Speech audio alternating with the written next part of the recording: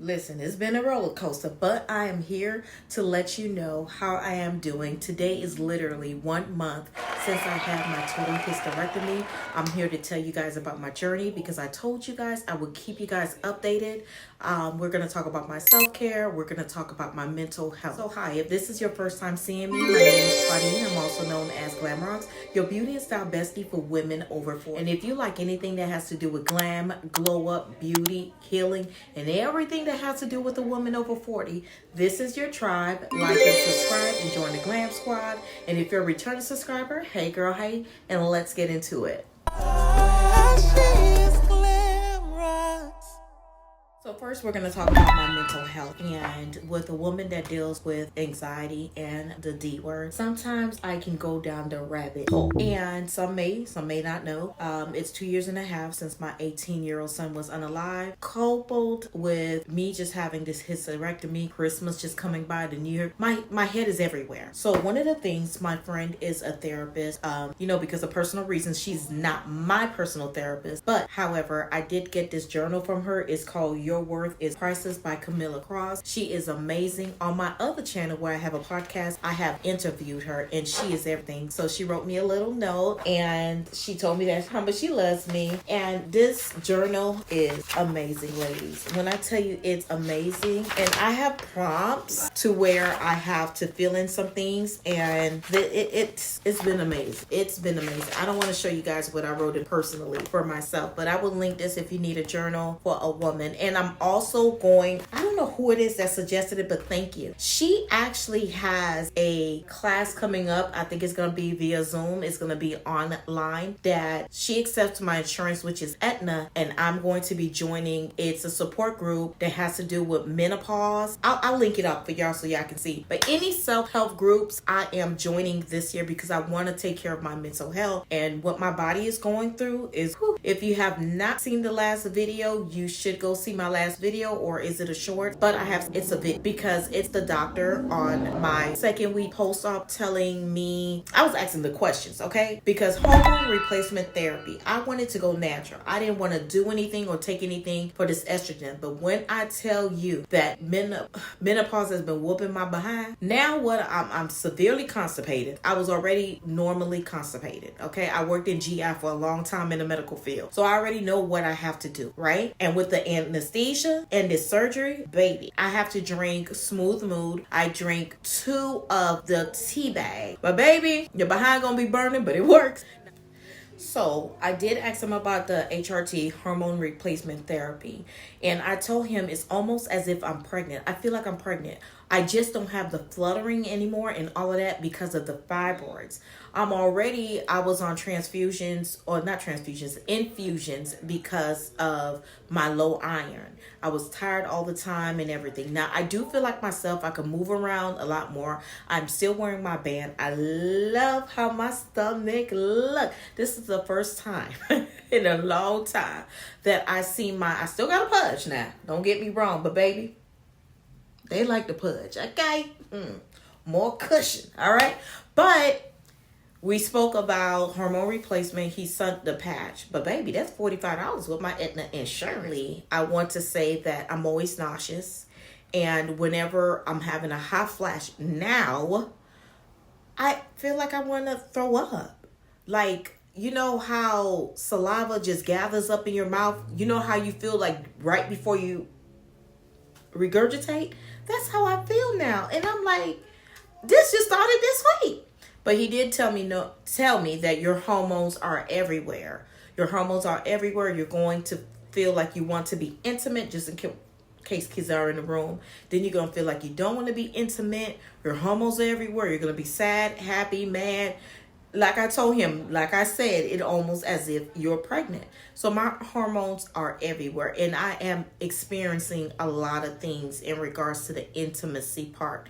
However, I will not be intimate to at least 90 days after this surgery because I'm going to go with my Haitian culture. After you have a baby, it's not 6 weeks. It's not 8 weeks.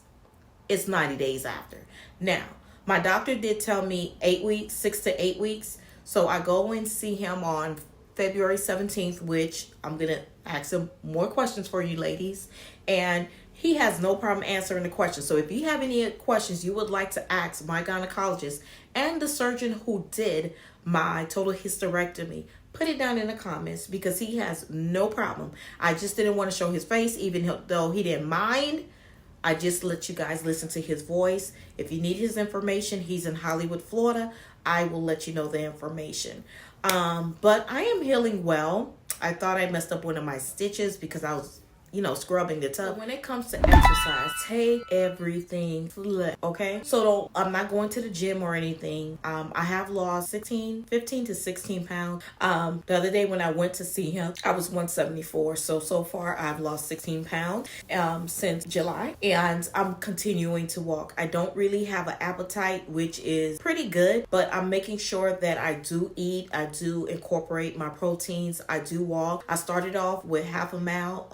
Now I'm at 2 miles on my 1 month. For the first 2 weeks, I did nothing. I was in a lot of pain. And everybody's experience is going to be different depending on your pain threshold and your body.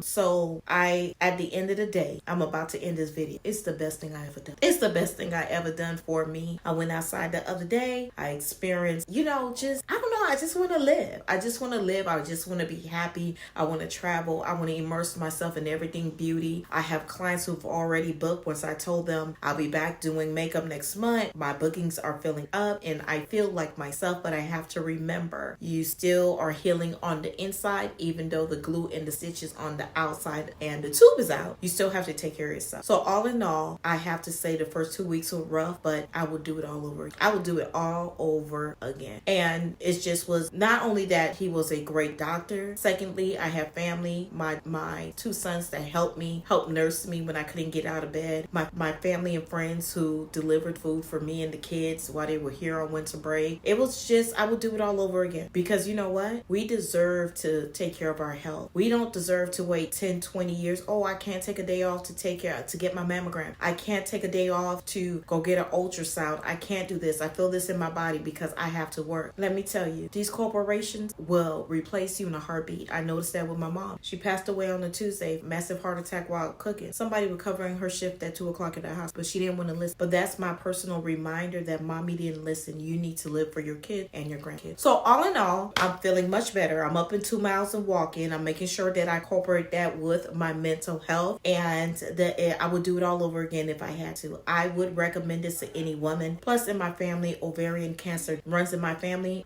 My sister, biological sister, same mother, same father. When I say that being said, I was scared. So I did 2 blood tests to make sure that I did not have cancer in my body. As of July, by the grace of God, I did not. And my gynecologist was like, that's a sneaky cancer. You're in the medical field and you've been in the medical field a long time.